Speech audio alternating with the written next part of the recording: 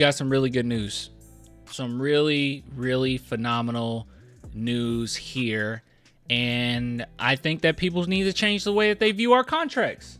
I think you really need to change the way that you view our contracts. So I say this all the time, but the San Antonio Spurs got one of the best front offices in the NBA. This right here is an example of them being one of the best front offices in the NBA. Now, I'm not going to sit here and lie to you, right? I think Devin Vassell overall for the season has been a little underwhelming. Now, I can say that there's reasons for that. Like, I think it's due to his injury that he dealt with, right? Adjusting to a new situation with so many different players on the team. But at the end of the day, he even said himself, you have to perform. Now, he's done a pretty good job, I think, over the course of the last month. So he's been doing his thing. But I will say overall, I do agree with fans that he's been underwhelming. But that doesn't mean that I'm going to go on a tangent on how he needs to be traded and all this. I definitely see him for what he is. He could be a third to fourth scoring option on an NBA. And in today's NBA, third and fourth options get paid. They absolutely get paid. But the reason why I've always held firm that Devin Vassell's contract is phenomenal is because of the cap acceleration that we're about to see, right? The cap height that we're about to see. So as you can see here, his contract, $29 million this year, 27, 27, 24, 27, right? So it's pretty much diminishing contract. That's really good. That's really good. The Spurs made sure that they made it front heavy and then allowed it to kind of dwindle off a little bit when the Spurs are making more concrete signings, which is very smart, right? And it makes them tradable if you did want to trade them in the future. I mean, it's a very tradable contract. Same thing with Keldon Johnson. I probably should have brought up Keldon Johnson's contract as well. Let's look up his contract. Here we go. Oop. Here we go. Sorry, it froze for a second. Keldon Johnson's contract, same thing, right? 20 million. It's front heavy. 19, 17.5, 17.5. You could easily trade Keldon if that's what you wanted to do, right? Because of how great his contract is.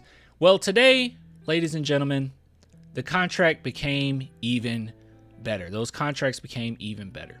So this is from Bobby Marks, and he said, to no surprise, NBA teams were notified that the salary cap in 25-26 is expected to increase 10% from the past season. The current projection is the same that were given to teams in the offseason, right? So going on up to $154 million from $140 million.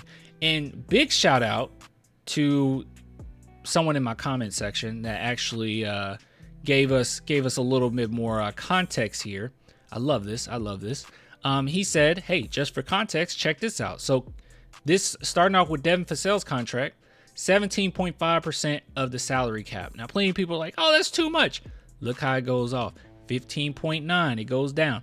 13.2%, 13%. I'm sorry, guys, but someone as talented as Devin Vassell and possibly being, which is an important role, being your third or fourth scoring option on a team that you're expecting to be in playoff contention come next season, and then even, as the seasons go on and you're paying Wemby or whatnot, that you're going to be going deeper and deeper into the playoffs, hopefully championship, and he's only getting 13% of the salary is big deal. That is a huge deal. And then he even gave us a little bit more context, and he said, hey, you want to look at Keldon's? Here's Keldon's, right? Keldon's is 11.5% of the cap and then 10.3% of the cap the next year. So this is really great news. Really great news. We all knew that, well, most of us knew, some of us didn't for some reason, that the Devin Vassell contract was a really good one. Mainly because if you look at other players around his pay rate, like they're either right on par or severely underperforming compared to Devin. So I already thought that was a good contract. Now it got even better. Really great contract. The fact that the salary cap is going up and his contract is diminishing means the Spurs are very much so setting themselves up in a way in which we are going to be able to add talent, setting ourselves up in a way that we'll be able to make those extensions for players when need be. It's really beautiful thing to see. And even if the Spurs were to keep Keldon Johnson, I've always told you guys how I felt about Keldon, right? I'm not 100% sold at this point, right? Many years have gone by, and I just don't know if he fits with the team that well, right? When Wemby's on the court and everything. But hey, even if the Spurs were to keep him, I never once said, and you're not gonna find me saying this, okay? Never once said that he wasn't worth this. I still think that even if he underperforms this season, him underperforming, I still think that he's worth the amount of money that the Spurs are spending and they're dishing out. And they've done a really good job of making sure that we set up the team nicely. This is the reason why I said Devin's contract is a team-friendly deal. Whether you want to view it that way or not, if you want to go back and you want to look at the 2014 Spurs, completely different landscape in the NBA at the time, but you can take the percentages of how much certain players were getting paid, compared to the cap and whatnot. If you want to do that, that's fine. But at the end of the day, this in today's NBA is a team-friendly deal, and the Spurs are still managing to make this happen. And I think primarily because guys just genuinely want to stay in San Antonio because of the culture, because of the atmosphere. And they talk amongst other teams as well. They talk to their peers on other teams, and they're like, yeah, this is how it is here. And they're like, okay, I kind of want to stay where I'm at.